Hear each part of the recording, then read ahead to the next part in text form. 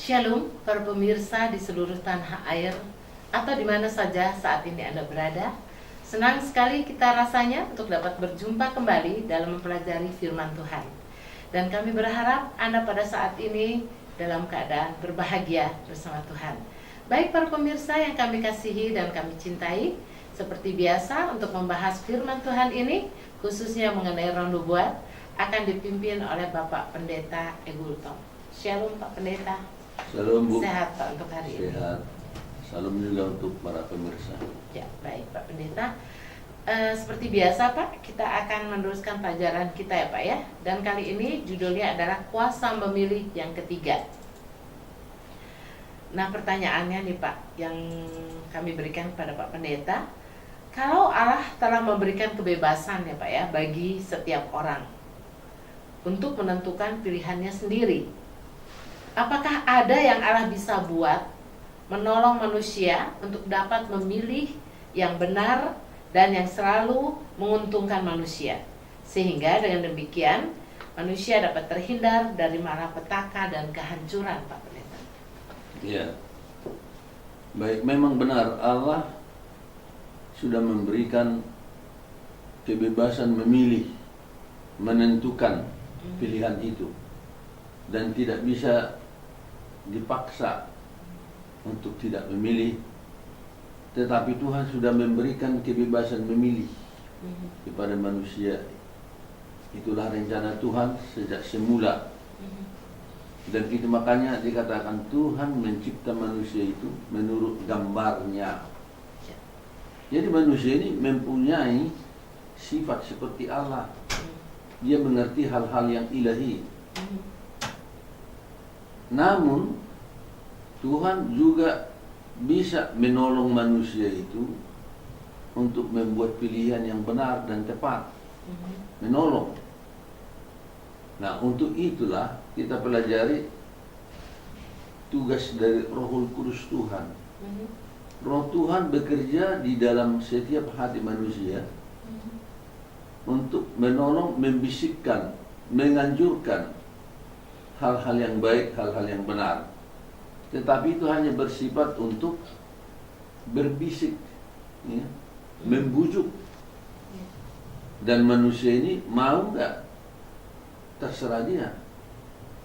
Jadi bisa saja manusia ini menolak, menentang bisikan daripada Roh Kudus Tuhan.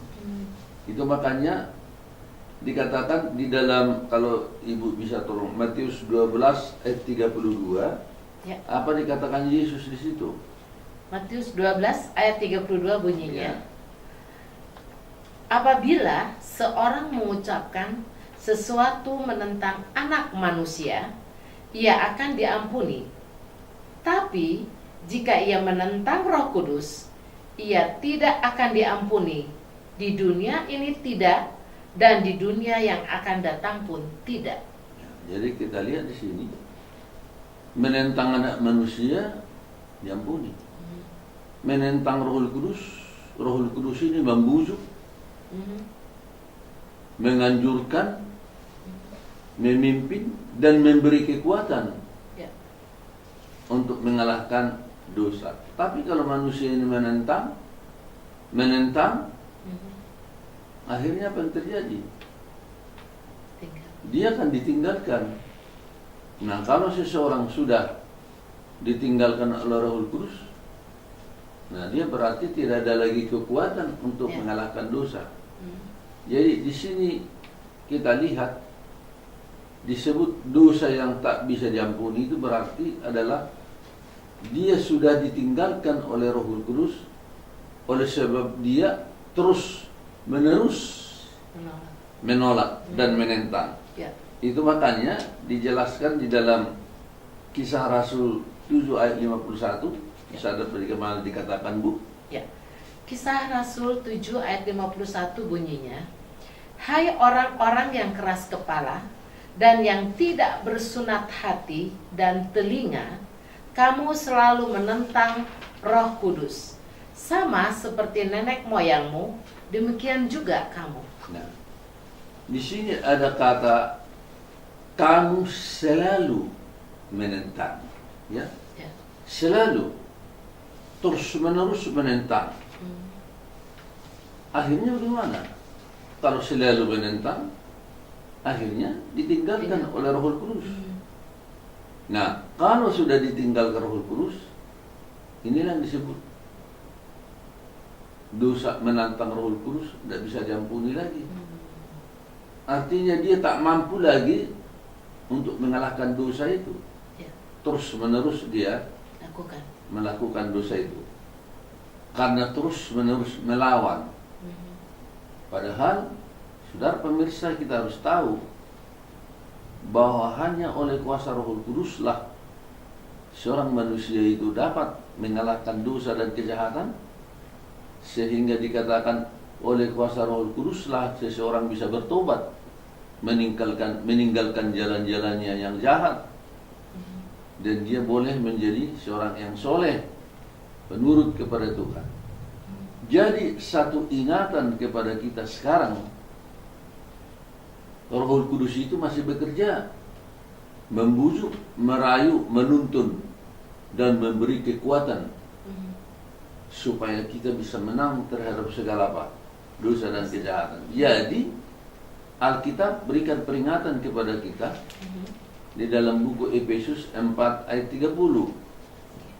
Saya bacakan ya Pak Pendeta. Ya, tolong Ibu Pak. Efesus 4 ayat yang ke-30 bunyinya, janganlah kamu mendukakan Roh Kudus Allah yang telah memeteraikan kamu menjelang hari penyelamatan. Jangan mendukakan. Roh Kudus ini punya perasaan yang halus. Dia punya perasaan. Jadi kalau dibujuk seseorang itu dilawan, berduka cita dia. Dibujuk, ditentang, susah hatinya. Jadi terus menerus ditentang, akhirnya sakit hatilah Roh Kudus itu dan tinggalkan seseorang itu. Jadi dikatakan di sini, jangan kamu mendukakan Roh Kudus, karena Roh Kudus itulah yang akan memeteraikan kamu.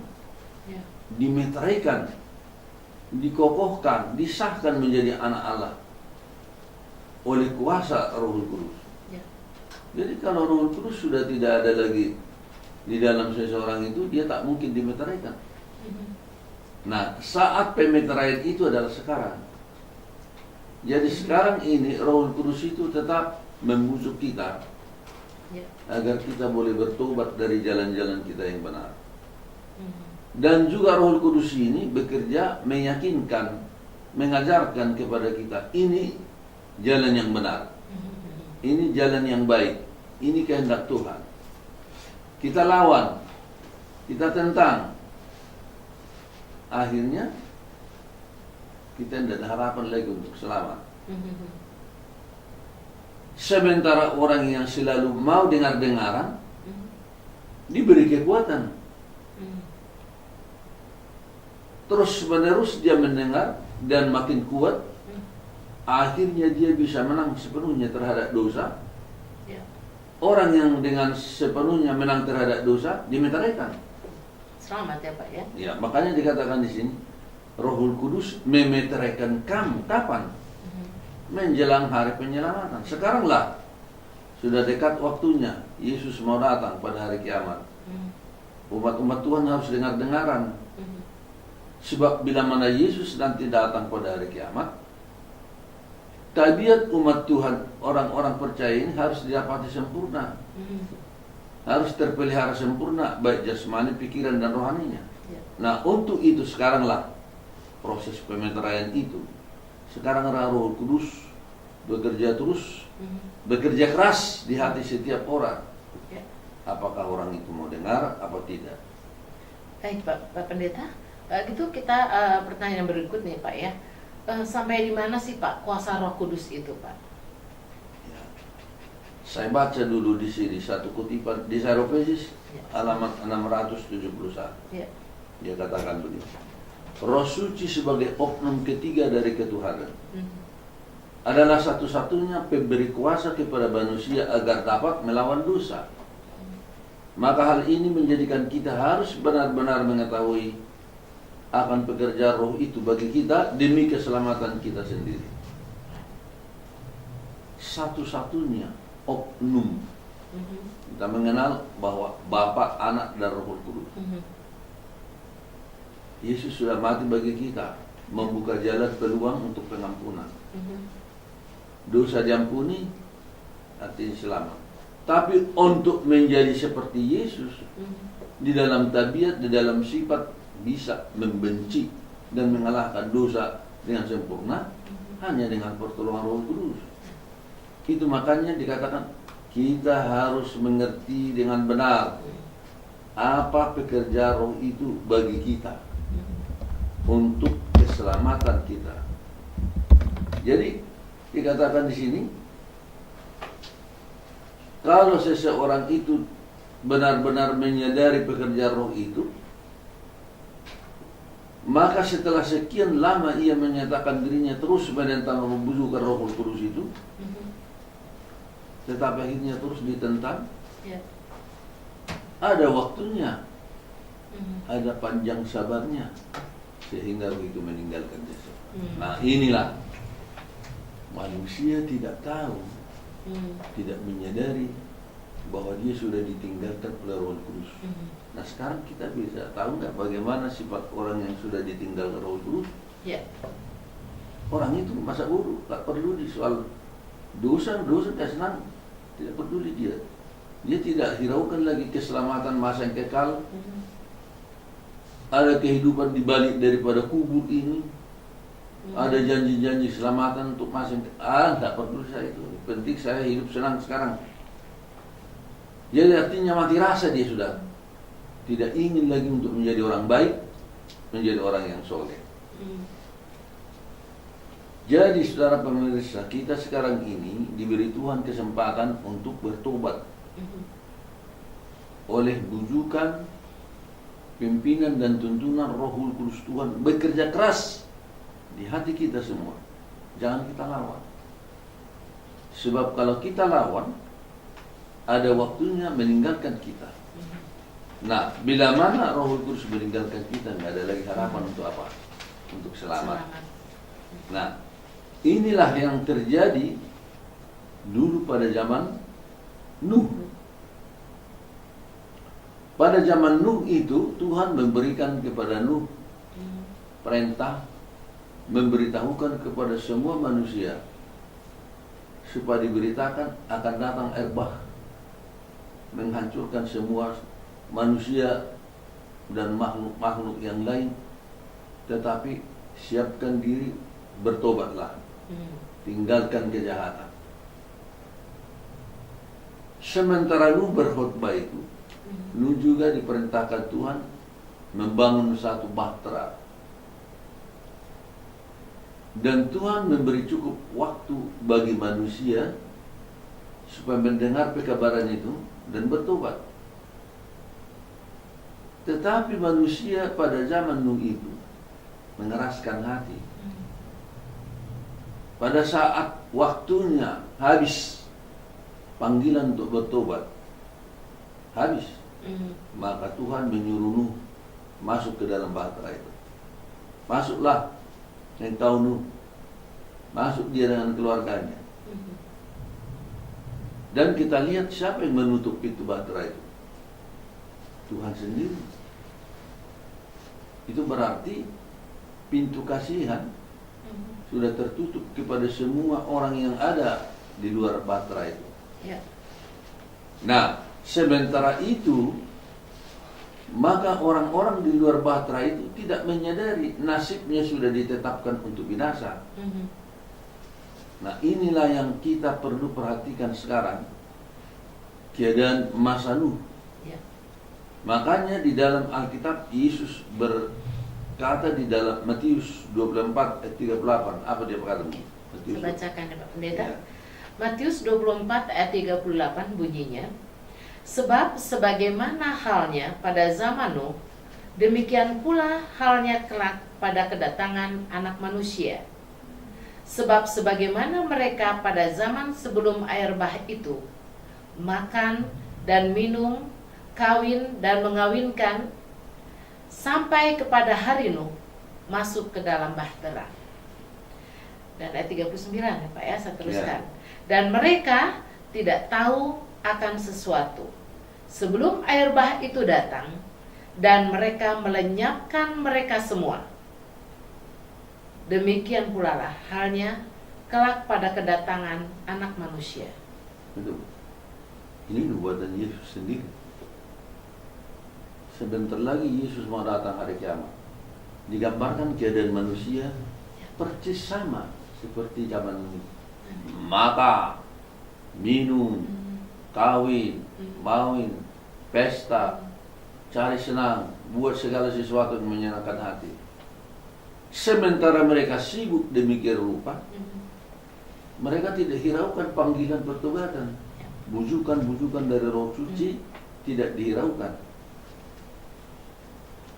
Jadi bisa saja orang bersenang-senang, sehat walafiat, tapi nasibnya sudah ditetapkan di dalam surga untuk binasa.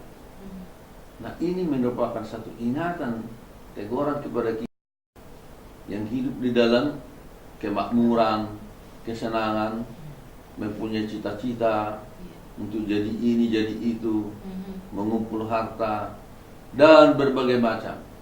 Dikatakan mereka tidak tahu. Mereka semua tidak tahu akan sesuatu sebelum air bah itu datang dan melenyapkan mereka semua. Demikian pula lah halnya kelak. Ini kelak waktu Yesus katakan, demikian pula lah halnya kelak pada kedatangan Anak Manusia. Demikian pula lah kelak pada hari kiamat.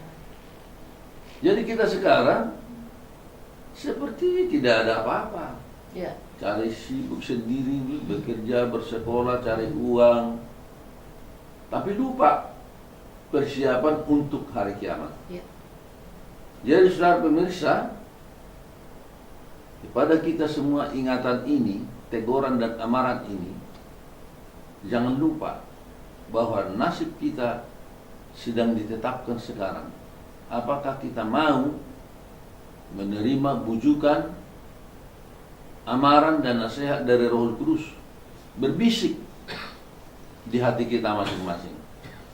Inilah jalan-jalan Tuhan. Siapkan dirimu, dunia mau kiamat. Setiap hari kita dibujuk oleh Roh melakukan yang baik, meninggalkan dosa. Apakah kita menentang? Apakah kita mau? Katakan saja, sekarang ini ribuan orang tahu bahwa merokok itu tidak baik, dan dia juga merasa dan yakin tidak baik. Tapi apakah dia berjuang atau ada niat, satu saat saya akan tinggalkan rokok?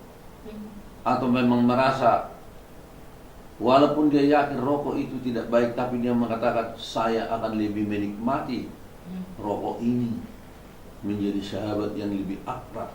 Nah ini, jadi dengan dosa-dosa yang lain juga begitu. Tidak ada niat, tidak ada rencana untuk meninggalkan sesuatu yang tidak baik itu. Akhirnya Roh Suci meninggalkan dia.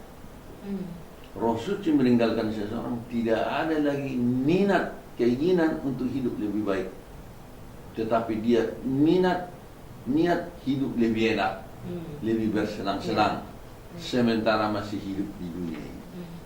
Ini saya kira pelajaran kita mengenai hak memilih setiap orang diberikan Tuhan. Luar biasa Pak Pendeta pelajaran kita hari ini. Ya, para pemirsa yang kami kasihi dan kami cintai, pelajaran kita begitu indah pada hari ini, yaitu kuasa memilih. Nah, para pemirsa sudah mendengarkan tadi uraian yang begitu jelas oleh Bapak Pendeta Egultom. Biarlah kiranya kita senantiasa selalu mau mendengar akan bisikan Roh Kudus.